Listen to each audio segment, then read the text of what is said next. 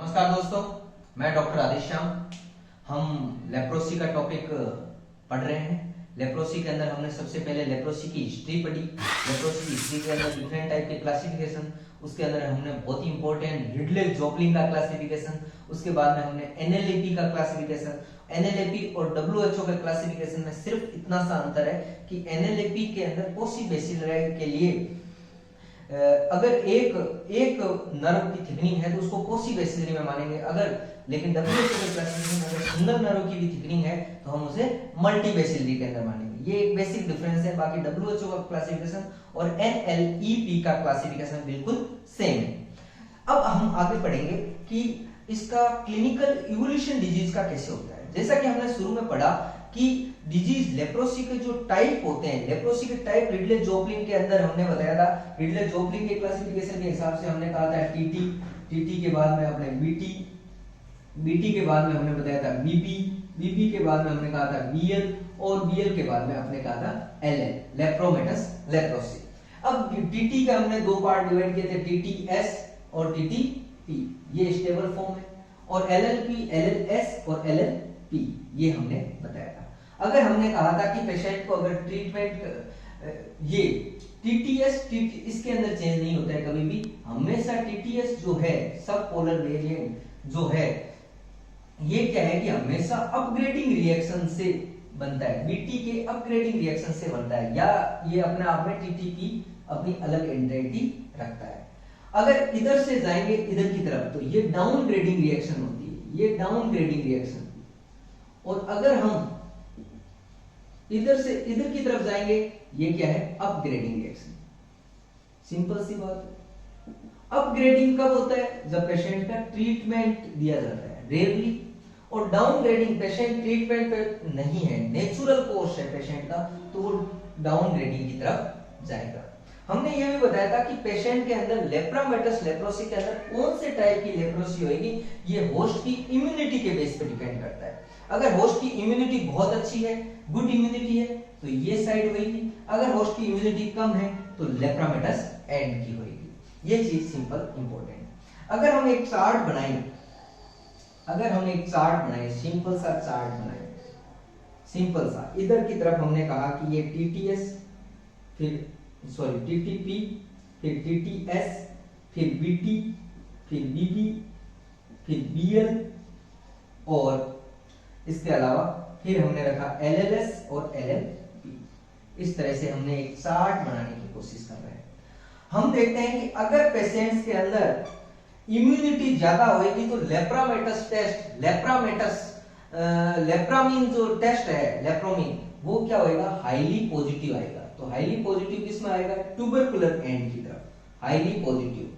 जैसे जैसे इसकी तरफ जाएंगे, हम इधर की तरफ जाएंगे, यहां पर लेप्रामीन टेस्ट क्या आने, जैसे जैसे हम इधर की तरफ जाएंगे लेप्रामीन टेस्ट क्या आने लग जाएगा, नेगेटिव की तरफ आने लग जाएगा, +2, +1 और नेगेटिव। सिंपल इसी तरह से इधर इम्यूनिटी कम हो गई, इम्यूनिटी कम हो गई तो बेसिलाई इधर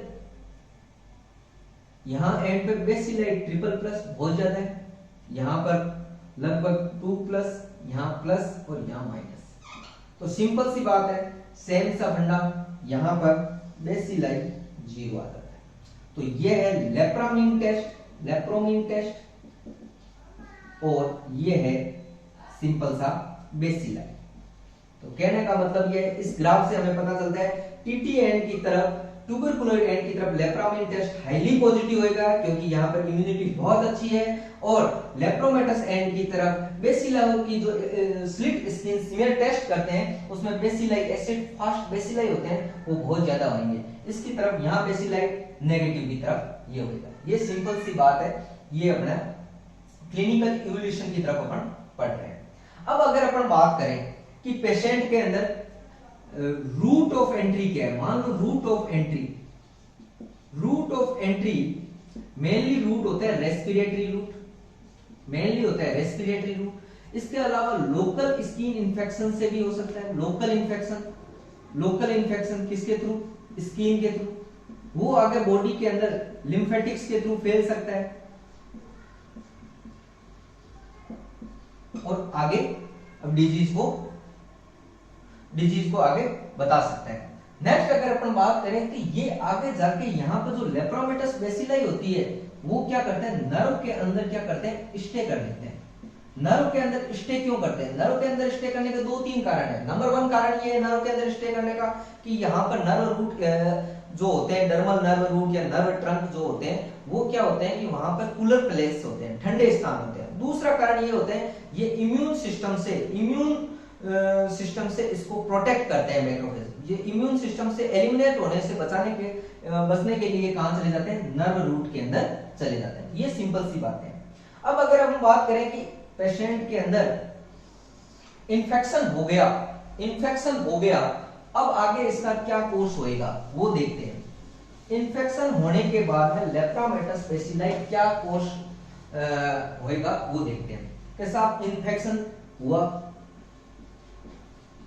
है ना, इन्फेक्शन हुआ, एंट्री हो गई इन्फेक्शन की एंट्री होने के बाद में वो पेशेंट डायरेक्ट एलएलपी के अंदर चेंज हो गया, अगर ये डायरेक्ट एलएलपी के अंदर चेंज हो गया तो ठीक है, लेप्रोमेटस एंटी पेशेंट की इम्यूनिटी बहुत ज्यादा है और उसके अंदर एलएलपी के अंदर चेंज हो गया। अगर ये नहीं हुआ तो ये इन्फेक्शन पहले किसके अंदर चेंज होएगा? दो कंडीशन हो सकती है कि इसके अंदर डिजीज नहीं होगी, डिजीज अब्सेंट। अगर डिजीज अब्सेंट है या क्या हो सकता है कि पेशेंट किसके अंदर डेवलप हो जाएगा, इनडिटरमिनेट टाइप ऑफ लेप्रोसी। ये क्या होता है साहब, इनडिटरमिनेट टाइप ऑफ लेप्रोसी। जो लेप्रोसी के जो बेसिक स्टेज है, बेसिक टाइप है, tuberculoid, border line, mid border line, lepromatous, उससे पहले जो लेप्रोसी का डेवलप होती है वो इनडिटरमिनेट टाइप की लेप्रोसी होती है। ये इनडिटरमिनेट टाइप की लेप्रोसी क्या होती है कि इसके अंदर सेल्फ हीलिंग हो सकती है। अगर पेशेंट के अंदर सेल्फ हीलिंग नहीं हुई इनडिटरमिनेट टाइप की लेप्रोसी तो ये टीटीएस के अंदर चेंज हो सकती है, डायरेक्ट टीटीएस के अंदर, या बॉर्डर लाइन ट्यूबरकुलोइड के अंदर चेंज हो सकता है, या border line mid border line के अंदर इनडिटरमिनेट, या बॉर्डर लाइन लेप्रोमेटस के अंदर चेंज हो सकती है। तो कहने का मतलब है यहां पर ये जो इनडिटरमिनेट टाइप की लेप्रोसी है, ये कौन से टाइप की लेप्रोसी के अंदर चेंज होएगी, ये होस्ट की इम्यूनिटी पे डिपेंड करता है। सिंपल सी बात है, ये होस्ट की इम्यूनिटी के ऊपर। अब अगर ये एक चीज और आ गई, ये जनरल बात आ गई, एक चीज आ गई कि पेशेंट को ट्रीटमेंट नहीं दिया तो क्या होगा, ट्रीटमेंट नहीं दिया पेशेंट को, सिंपल सा, ये टीटीएस कभी भी बीटी के अंदर चेंज नहीं होएगा, ये ध्यान रखने की बात है। टीटीएस कभी भी बीटी में चेंज नहीं होता है, लेकिन बीटी टीटीएस के अंदर चेंज हो सकता है, रेयरली होएगा ये तो। बीटी बीबी के अंदर चेंज हो सकता है, बीबी बीएल के अंदर चेंज हो सकता है, और बीएल एलएल के अंदर, एलएलएस के अंदर चेंज हो सकता है, ये हो सकता है। या ये बीटी डायरेक्ट बीएल के अंदर चेंज हो सकता है, या ऐसा भी हो सकता है कि बीपी डायरेक्ट एलएलएस के अंदर चेंज हो सकता है। अगर पेशेंट को ट्रीटमेंट नहीं दिया गया है, अगर पेशेंट को ट्रीटमेंट नहीं दिया गया है तो यह कोर्स फॉलो हो सकता है। अगर पेशेंट को ट्रीटमेंट दिया गया है तो पेशेंट डायरेक्ट टीटीएस से पेशेंट के अंदर डिजीज का रिजोल्यूशन हो सकता है, या बीटी टीटीएस में चेंज होएगा, ये अपग्रेडिंग रिएक्शन, ये बीएल अपग्रेडिंग रिएक्शन, और एल डायरेक्ट एलएलएस रिजोल्यूशन हो सकता है। डायरेक्ट एलएलएस ट्रीटमेंट देने पे रिजोल्यूशन नहीं होगा, पहले बीएल में चेंज होए फिर रिजोल्यूशन हो सकता है।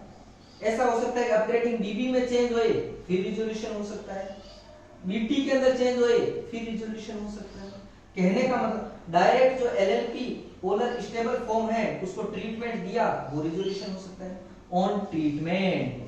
तो कहने का मतलब है पेशेंट के अंदर अपग्रेडिंग रिएक्शन कब चलती है, जब ट्रीटमेंट दिया जाता है, डाउनग्रेडिंग रिएक्शन कब चलती है, जब ट्रीटमेंट नहीं दिया जाता है। ये सिंपल नेचुरल प्रोसेस है।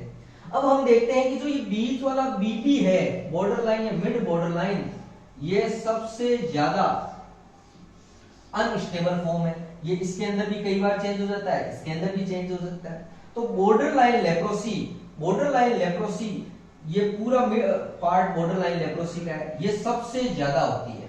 और इस बॉर्डर लाइन लेप्रोसी के अंदर भी सबसे ज्यादा लेप्रोसी होती है बॉर्डर लाइन ट्यूबरकुलोज टाइप की। बॉर्डर लाइन ट्यूबरकुलोज टाइप की लेप्रोसी होती है, वो सबसे ज्यादा टाइप की लेप्रोसी होती है। तो ये सिंपल सा क्लिनिकल कोर्स है, सिंपल सी बात कर रहे हैं कि कैसे लेप्रोसी का कोर्स आगे प्रोग्रेस करता है। तो ये सारा clinical evolution of the disease. अब हम आगे पढ़ेंगे एक एक पार्ट के अंदर। सबसे पहले हम पढ़ेंगे इनडिटरमिनेट टाइप क्या होता है, फिर टीटी टाइप, फिर बीटी, बीबी और बीएल और एल।